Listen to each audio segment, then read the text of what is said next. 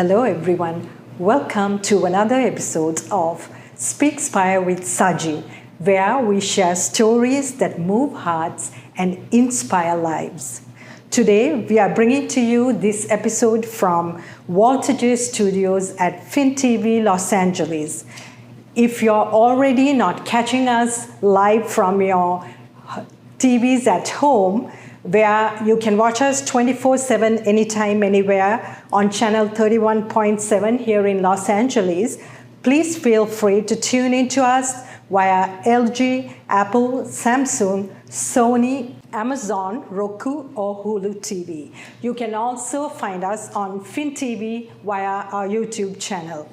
Today, we are indeed privileged to have a distinguished son of Sri Lanka, Professor Richard Gunasekara at our studio.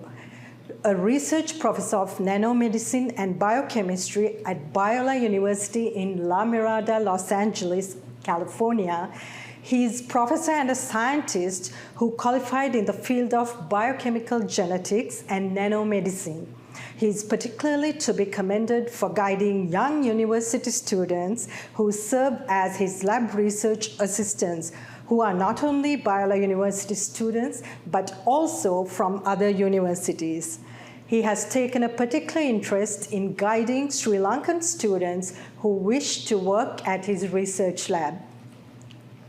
Professor Gunasekera earned a bachelor's in biochemistry from Baylor University, a master's degree in bioorganic chemistry from the University of Houston, Clear Lake, a master's in molecular genetics, and a doctorate in biomedical sciences at the Baylor University Medical Center in Dallas. Professor has also won numerous awards and recognitions from around the world. Welcome to our studio, Professor Richard Gunasekara. We are indeed fortunate to have you here today with us. Thank you very much, Sajee. It's an honor and a pleasure to be here with you all. I thank Dr. Walter J. Achala and yourself and all the other crew and members, Sandaruan and others, for giving me this great opportunity to share about my experiences with you all and hopefully be of some inspiration to the younger generation. Exactly. Thank you so much, Professor. So before we dive into your incredible career, take us back to your early days, your younger days where you had your primary and your secondary education in Sri Lanka, and also enlighten us a little bit about your family background. Okay, thank you. So I was born in Colombo, Sri Lanka, as most of you would know. When I was about 6 years old, I believe my parents put me to St. Thomas's prep school or preparatory school, which is in Colombo. And then soon after, my father received a position. He was an administrative executive in the Sri Lankan government. Okay. He was given a position in Kalutara, which is an idyllic town, a seaside town, far south from Colombo. And so my parents and my younger siblings moved down there. And they decided to put me to the boarding school. Okay. At St. Thomas's Prep School. And that was a little bit hard, you know, Right. 6-year-old child to be separated from the parents. And so I didn't quite enjoy being away from my family, but actually I enjoyed the school, the seaside school, St. Thomas's, and, you know, especially the training and the learning that I received. But I had a wonderful grandmother who lived in Colombo, and she wasn't too happy that my parents put me in a boarding school at such a young age, and she would visit me quite often during the interval and brings me, you know, little snacks and hors d'oeuvres from Pereira and Sons. So those are some thoughts I had. Oh, that's amazing. So I know after you were done with your secondary education there, you also had a lovely and a quite interesting history with the Sri Lanka Law College, if I'm not mistaken, during your younger days. Would love to hear a little bit about that. Yes, before I go there, I shouldn't fail to mention that from St. Thomas's Prep School in the second grade, my parents had a lot of ambition. They got me to take the admission test to St. Thomas's Mount Lavinia, which is the flagship school. And so I entered Mount Lavinia, and from, Form 2, Form Lower 3, those were the old British classes. I was there. And then my father got transferred back to Colombo. Back to Cambridge Place, that area. And so we moved to Flower Road, which is very close to Royal College. And so Royal Junior School was very close to my house. I could walk there. So both my brother and I, who were both at St. Thomas's, my parents decided to put us to Royal. So I had all of my secondary education at Royal College, Royal Junior and Royal College. And I really felt I blossomed there. I got to not only take my A-levels and O-levels, those academics, but I also got to play water polo for the school, swam for Royal College, was on the first team for water polo, and played against St. Thomas's, Royal Thomian. So that was hard, playing against my Right. How did it go back then, because really you belonged to both schools at one point. So how was the big match experience? That was hard because I learned to swim at St. Thomas's Mount in their pool. And then I had to go play against St. Thomas's as a teenager against the school. But we won, Royal College won, and we were quite happy. But yeah, that was a little bit hard on me. But anyway, I played. And for both schools, you did your part, right? That's right. So I call myself a Royal Thomian. Those are really good schools, and they're good schools. So you wanted me to mention about Law College, right? Yes. Yeah, so after I took my A-levels, in Sri Lanka, it takes a while to get admissions to universities. First, you have to wait for your results. Then you have to wait for university admissions. And I had applied. But I had also applied to American schools. And my father encouraged me. The American Center was a hop, step, and a jump from my house. It was also on Flower Road, across from Ladies College. So we could just walk over there. So I used to go there during this break time and study and took my SATs, achievement tests, and all of that. And I had applied to schools there. I had applied to the university in Sri Lanka, but then my father was very academically ambitious, both my parents were, encouraged me to take the admissions test to Law College because I was a debater. Right. At Royal College, I was a debater. I remember debating against Trinity College during the famous Bradby Shield match. Oh, wow. So the tradition is you go up to Kandy and you have a debating match the night before the Bradby. So I was one of the team members for Royal College debating. So I enjoyed Law College. So I got admitted right away in January, well before university admissions came in the fall. So in January, I went to Law College. And I had a great class. Some of them became ministers of parliament. Right. And some of them were very famous lawyers, President's Council and, different Queen's Councils. And so they were really good lawyers who were my good friends. But in the fall, I got admission to both to American universities and Sri Lanka universities. And it was a tough decision to give up Law College and go to the States. Right. Because I got a full scholarship to university in the United States. Oh, I see. That's quite interesting. So would you say that it was your parents that kind of paved the path for you to get to where you are today? Initially? Yeah, initially I would say my parents had a lot to do with that, very much so, especially my father and my mother. My father's helped me to do more academics. My mother's was always helping me to do Boy Scouts, and she herself was a Girl Guide, what in America would call Girl Scouts, but they were called Girl Guides. She was very active herself. As a result, she also encouraged me to swim, play water polo, and be... So you were literally an all-rounder. Well, I did a little bit of everything, debating, Shakespeare stuff and all of that. So my mother helped me with that. Right. But I had good teachers too at Royal College. Right. For instance, my chemistry teacher was Mrs. Manil Munasinghe. You still remember her? Oh, yeah. She was very inspiring. Right. And then my biology teacher who taught me DNA originally was a Miss Faith Guruswamy. I think her surname is different now. I think it's Vikramasinghe or Veerasinghe. But anyway, Miss Faith was very good in teaching about DNA and photosynthesis, and so I was really inspired by these two teachers. Right, and that definitely probably laid the foundation for you to get to where you're today, right? Very much so. They inspired me to go to school and do those biochemistry studies, which is basically my first degree. Right. So yeah, that's where we are now heading on to. So Professor, what sparked an interest for you to choose a career in medical research and not practicing medicine, where you would have been able to earn a substantial amount of money?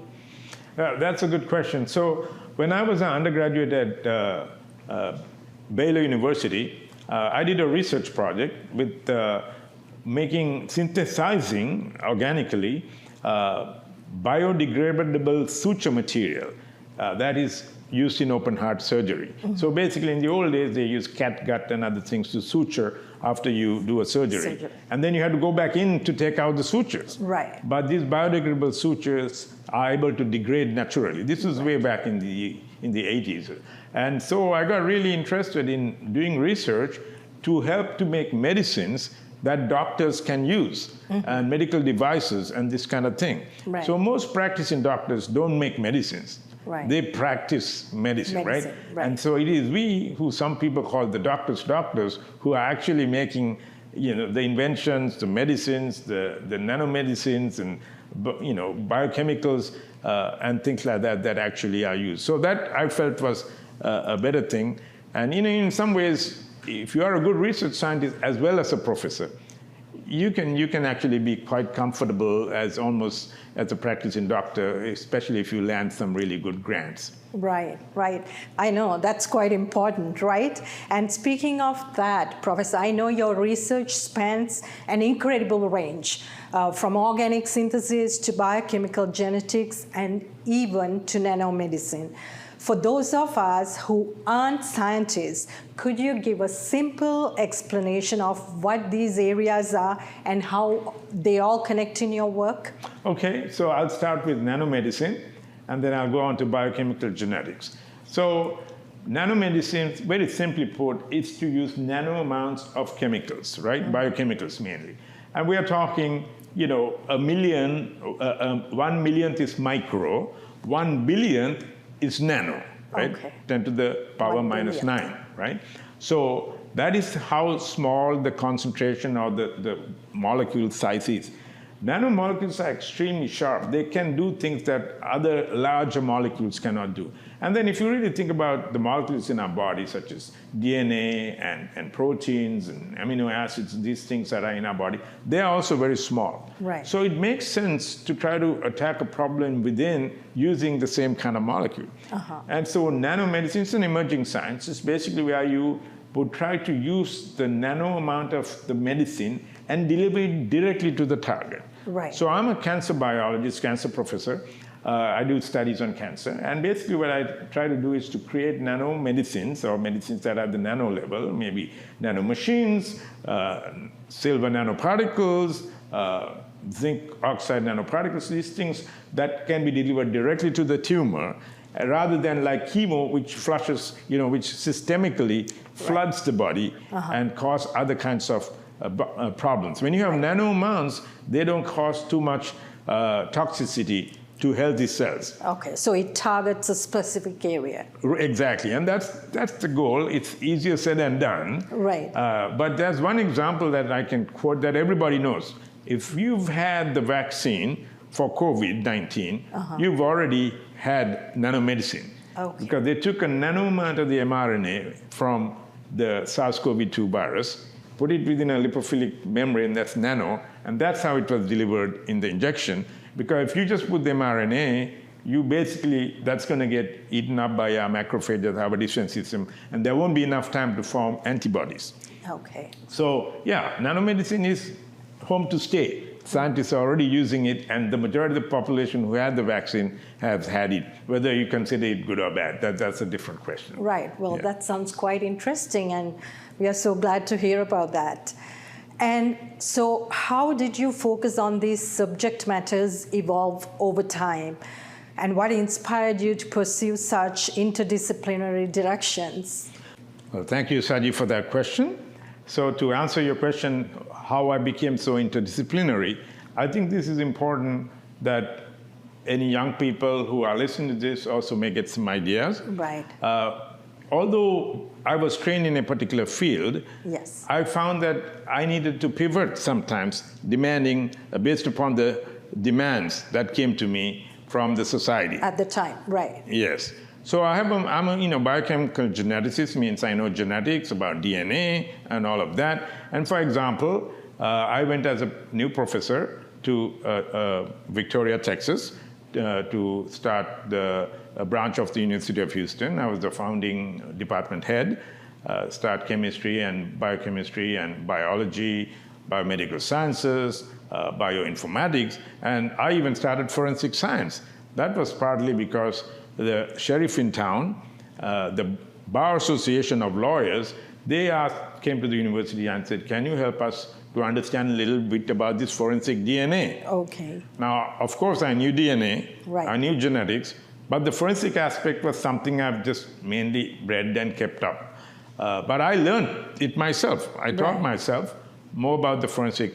I took courses from the National Science Foundation, got certified, and I started practicing that and training people as a professor and actually practicing it in the area of criminal justice. Right. So I believe it's important to be able to pivot. Yes. Yes. Yeah. I mean, it's important sometimes, when the calling comes, the more you expand your knowledge, the more helpful it becomes, right? So, exactly. Yeah. And so, Professor, I know you have achieved remarkable success, but I'm sure the road wasn't easy. What were some of the challenges or setbacks that shaped you into the person that you're today? Okay, well, I can mention a couple. First thing I would say, in a way, when I was a little boy, being boarded, at a very young age, wasn't fun. Partly because there are older boys who could bully you, when you are just a 6-year-old. But, that was somewhat challenging for the first 3 to 5 years of my life. Right. But I persevered and I learned through all of that. And then secondly, coming to America, right? That itself was probably, a serious challenge. Yeah. And a culture up to a level, but I mean, we grew up in Colombo, so that wasn't too bad. Too bad. Right. But for example, Americans don't always know what kind of an educational and academic background we come from. So for example, in my first year, I was advised to take every international student had to take a preliminary English course that wasn't even a university level. So when they tried to put me in there, I said, no, I know English very well. I was even a debater. Right. No, everybody's got to take this course and you have to. So it was a 4-unit course. That's a lot of time spent, and so I had a scholarship, so they were paying for it, and I said, fine. First day of class, the teacher asked us to write an essay. So I wrote my essay, and then she looked through the essays, and she called me. I was the first one she called, and made me sit next to her. I think, oh no, I'm in trouble. You wrote this? I said, yes, ma'am, you saw me. I was sitting right there. This is a very well-written essay. You have very good structure. Yeah, you have a thesis sentence, you have structure, you have written a very good conclusion. You even used a French word and explained what it means. So I said, well, yeah. And this was all before AI, right? So yes, before all of that stuff. She said, you shouldn't be in this class. You shouldn't even be in freshman class. You should be in the sophomore level class. You need to skip a year of English and go to the next level. I said, well, thank you very much. I tried to explain this to my advisor, but she said, no, you need to do that. I said, how do I do that? Go to the registrar's office and tell them. So I tried. Yeah. Registrar's office told me I need to get some paperwork, I need to go to the advisor, I didn't know all of these things. Right. Because in Sri Lanka, you go from one year to the next year. Right. You don't get to choose your courses. So at the end of the day, I really didn't even get to get that, skipping that class, whole year. And, so there were many challenges like that. Some other international students ended up taking 2 courses. Even when I was at Royal Junior, I had a science teacher that I loved very much, who once got late to his own class. So we went to his lab, and we were probably in grade 6. And he wasn't there. So the cricket field, rugger field was right next door. We decided to go and play rugger. So we played rugger, and then Finny came, we came back, And, boys playing rugger, they had, my shirt was out of my shorts and a lot of dust and dirt. And he was mad at everybody. He lined us all up and gave everybody a scolding. And when he came up to me, he said, "You'll never do science."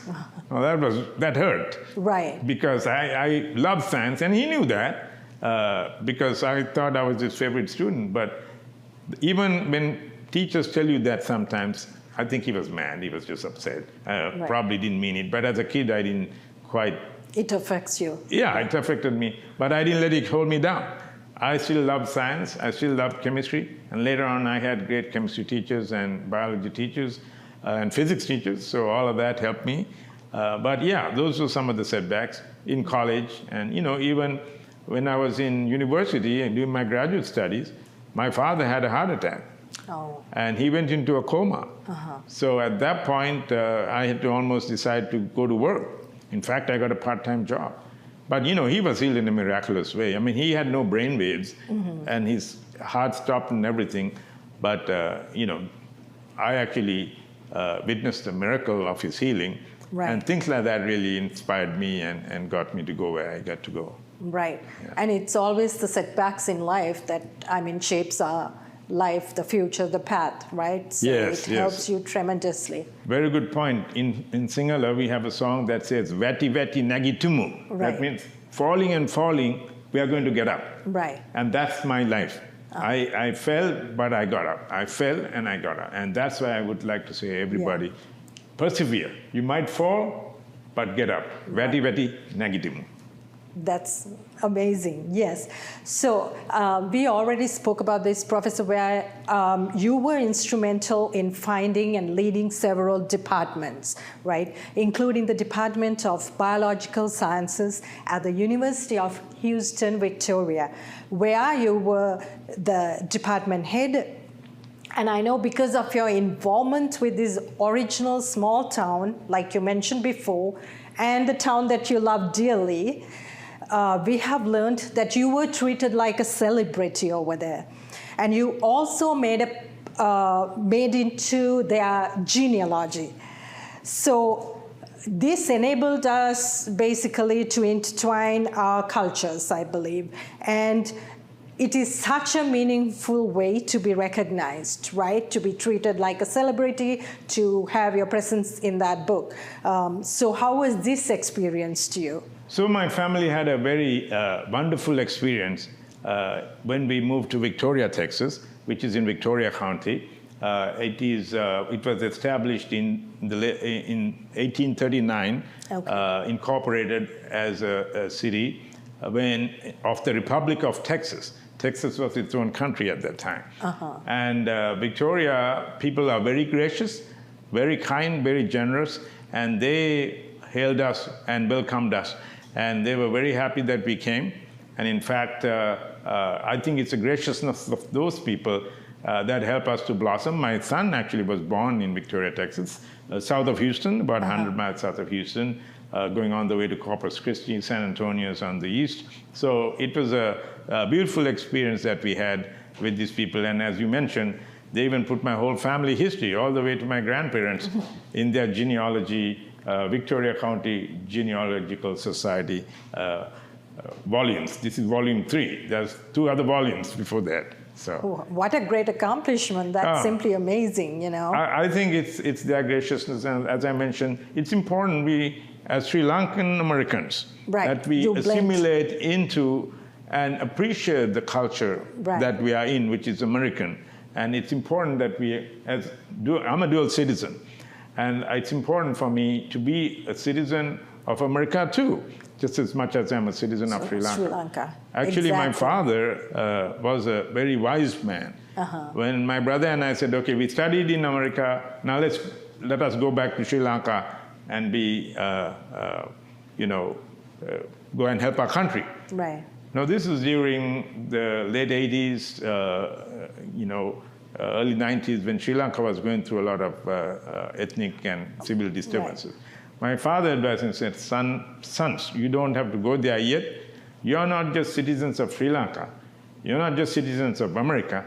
You are world citizens. You need to do what is good for the whole world, not just for one country. Sri Lanka, or America. You have to do things good for the whole world. What great words. Yeah. That's beautiful. And so I know you obviously took his advice, and I was also fascinated to hear about your philosophy in teaching. That includes really working with the students who are struggling. I think it's a little bit out of the norm because, in my student life, and mostly what we witness is, the professors like to work with the smartest students because it also helps them out with all the scoring and everything else. But you take a totally different path. And I would definitely like to hear more about it from you. Okay, thank you. Yes, my philosophy in teaching is twofold. Firstly, that I work hard to help students who are struggling. So for instance, the C student, the D student, even the F student, I would be happiest and I would think I did the best job if I were to help a C, D, or F student to become a B or an A student, rather than the A student alone. For example, the A students, whether it's Dr. Gunasekera or Dr. X, Y, or Z, it doesn't matter, they would fly, whether I taught them or some other professor taught them. But the F student, or the one who's struggling, or the one who's the most playful person, or the one who's causing problems in my class, those are the guys I've become friends with. And I try to help them to, and I've done that to several fellows like that, several girls and guys who've struggled, and they're not going to make it to their dream. Right. And my goal is to help them make the higher grade and achieve their dream. Yeah, that's truly, it's very beautiful. It's one thing to teach facts, but another thing to change a life. And I think you've done both, which is simply remarkable. Thank you. So you've emphasized that teaching science is an extension of rigorous research and discovery. How do you bring that philosophy into your classroom and to the laboratory meetings? Well, thank you. That's the twofold, the second part of my philosophy. So I believe teaching is, if you are practicing or teaching what you practice, that's important. So for example, many people can teach a textbook, right? I mean, if you have some level of education, even high school education, you can take a textbook, read it, and teach it, right? Somebody else's textbook. But what I do ends up in textbooks. For example, the premier forensic biology textbook, in the very first chapter, they have work that I did on a case that I called, it's published in the Journal of Forensic and Legal Medicine, called Tales from the Grave, from a body exhumed to levels of evidence, right? So that ended up in the textbook. So if I'm practicing and I bring it to the classroom, the students actually learn from the practice rather than just from a theory, head knowledge alone.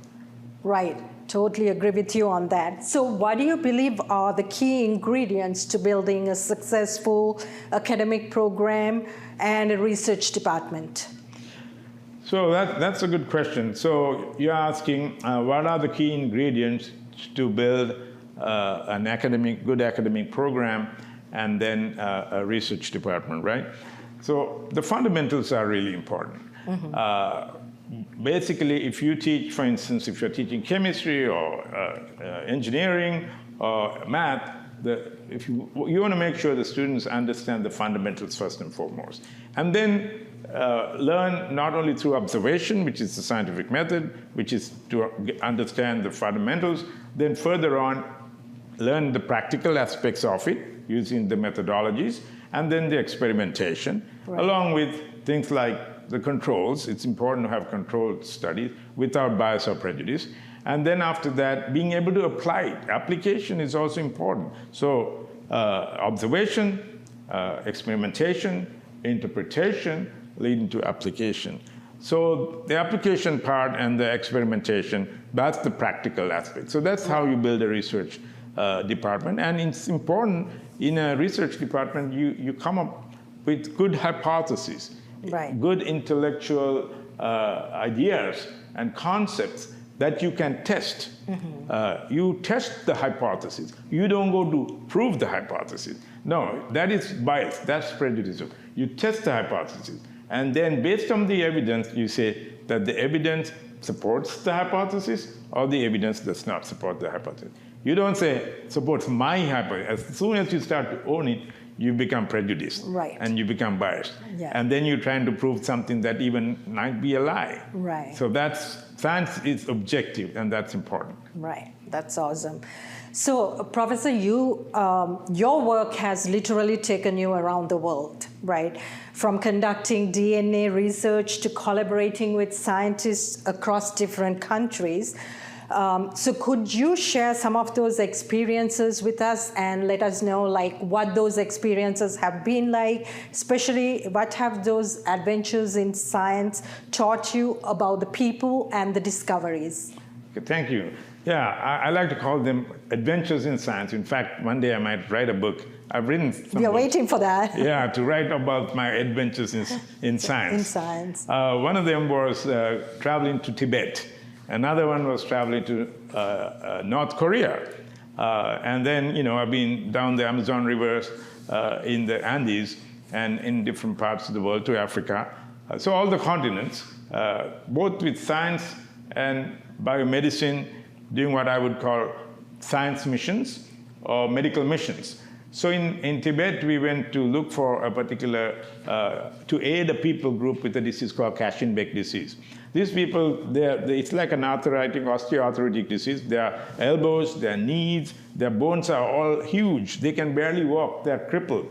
It's partly due to diet. Mm-hmm. And I used to work with the Center for Cancer Biology and Nutrition of Texas A&M University in the Texas Medical Center in Houston, where I found that the natural compounds coming from plants are medicinally active. Dr. J calls it Ayurvedic, right. And yeah, that's what we call it in the Sanskrit word. And these natural medicines, even delivered at nano levels, can heal these diseases. So these people's diet did not include the right kind of antioxidants, phytochemicals. And so we went to advocate some of that and studied their situation, working together with the Chinese. Tibet belongs to China, right? So the Chinese Health Bureau and their Centers for Disease Control, we had an agreement with them, consent with them, and we went in their jeeps to the area. So, and then North Korea also has the same disease called Kashin-Beck disease in Tibet, North Korea, and Siberia. I didn't go to Siberia, but I went to North Korea. Okay. And that was more of an observational study because North Koreans are very strict, about these things. Yeah. Right. So lots of adventures. Right, and it sounds quite interesting. Yeah. So, Professor, molecular nanomachines are so small that they operate at the level of molecules. The foundational work on these machines even earned a Nobel Prize. Could you explain to us how you're using these tiny machines in medicine and what impact they could have on fighting diseases like cancer? Yes, thank you for that question. So my last position in Texas, I had dual appointments as a tenured full professor at the University of Houston and also at Rice University. And I had the privilege to work with a very famous scientist called Dr. James Tour. And he synthesizes these nanomachines, which are about 2 to 3 million, they can revolve at 2 to 3 million revolutions per second unidirectionally. So up till, early 2000s or mid 2000s, the molecules could go cis trans, one way, and they can flip flop. Humans couldn't design synthetically molecules that can go unidirectionally. So when that was made like that by 3 other scientists, got the Nobel Prize in 2016, and Dr. James Stewart could make them too. So he made them and we tested them in cancer cells, and we found that when they are evolving at 2 to 3 million revolutions per second, they can drill through cancer. Oh. And we had the privilege during COVID to kill viruses. So that work was done in my laboratory here in California after I moved to California from Texas. So we killed not just prostate cancer cells, but we're killing antibiotic-resistant bacteria and viruses. So we got a top award, first place award by the American Association for the Advancement of Science for being able to kill viruses with those nanomachines. Yeah. Right. Sounds quite interesting.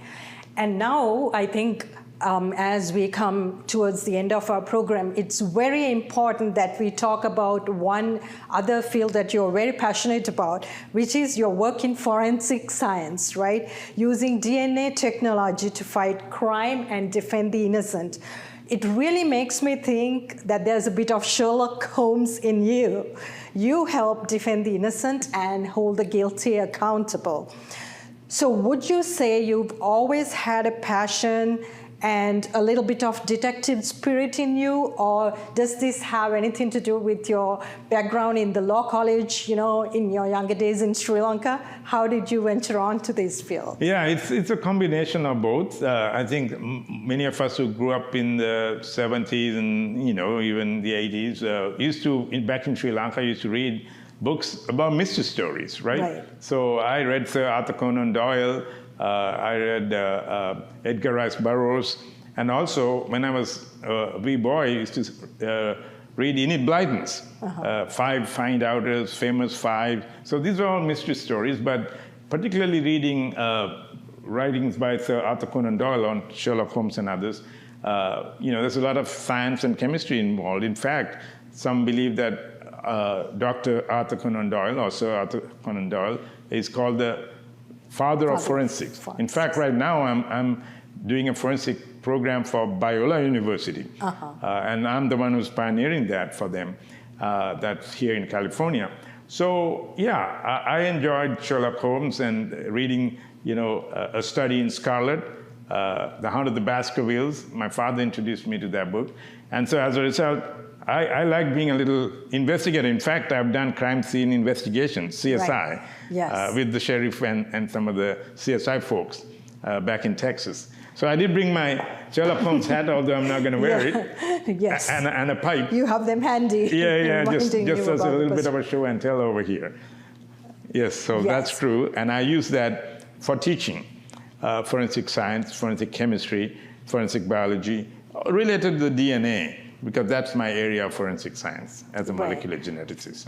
Yeah, so that's great to know, and that's great to hear, because you are still trying to influence the correct decision with your knowledge in forensic sciences, so that's quite remarkable. Thank you for reminding me of that. So basically, one of the projects I've been working is trying to exonerate the innocent. Right. So sometimes people are put in prison wrongfully.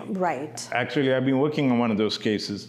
This is a guy who was put in prison when he was a college student way back in 1984 when I was a college student. So, two different things. I didn't know this person until I was doing some prison ministry in the maximum security prison in Ross Sharon in Texas. And I learned that the DNA that they did in the 2000s, he was put in prison in the 80s, right? So they didn't do DNA at that time. When they did the DNA later on in the 2000s, they said his DNA is exempt from the DNA found on the victim. So, but still, it's complicated because once a court and an appeal court beyond that have said he's guilty, it's hard. He's got a life sentence. So we're still working on that case, the Darius Elam case, and then we continue to try to help this gentleman. But then there are other cases where I've been able to help the prosecution with finding those who are guilty and showing that that's what the DNA shows. Even if it was the defense who came to me, I would tell them, no, the science shows that this person, it's his DNA on the crime scene or on the dead body. I'm not going to say anything different. I'm going to tell the truth. The truth is on, and the science is all I'm trying to help, not either the defense or the prosecution, but the science is basically the evidence the that you have in front of you. Exactly. You said it, the evidence, yes. So as we have come to the conclusion of our episode of Speakspire with Sajee, sadly, though we have to leave for the day, it was quite interesting to learn a lot of facts from you, learn about a lot of fields, that we probably wouldn't have known otherwise. And as you're here at our FinTV studios in Los Angeles, any thoughts that you would like to share with our viewers? Well, once again, I think we have to remember that there are challenges in life. Life is never a straight road. We have to be ready to address those challenges. And, we have to also be humble in our approach. There was a question that you asked, what makes me go that way? So I believe in what's called servant leadership, and that means even for my students, I'm their servant. I'm not this big-time professor who's coming to help them like a, big name. No, I'm like a dad. Service. Yes, and I don't even park in a faculty parking lot. I park with the students, trying to find a spot and walk a long way. That way I get to help the student, and when they need my help, my happiest is when I'm able to help my students and treat them like their friend or even like a dad rather than some big-time name doctor or professor. Right. So that's my philosophy in part, and I believe anybody who's working towards achieving great goals in computer science, in medicine, nanomedicine, have to remember there are different challenges, but at the end of the day, you need to depend on, I would say, even on divine inspiration and support and give glory to the ones who help you in your life, and above all, those who made you. Okay. Thank you so much, Doctor. That was quite inspiring. Do you have any words to share about FinTV Los Angeles? Well, I think this is a very good program that's not just built to air different activities, but actually doing a great community service. FinTV, through your program, you're trying to inspire people by bringing people who have struggled and got to where they are, those who have fallen and got up and made it, in part, at least in this life, it seems like, and so I think FinTV is doing a great job, so congratulations. Thank you so much, And wish you all the best, Sajee, and all of you, and Dr. Walter, Achala and others. Thank you very much. Thank you so much, Professor. And it was indeed wonderful. And it was an absolute honor to have you here with us today. Thank you. And to listen to you and your inspiring stories. So we thank you so much for being here with us at our studio. And once again, we have come to the conclusion of another episode of Speakspire with Sajee. And we hope to catch you again next week. Thank you and have a wonderful day.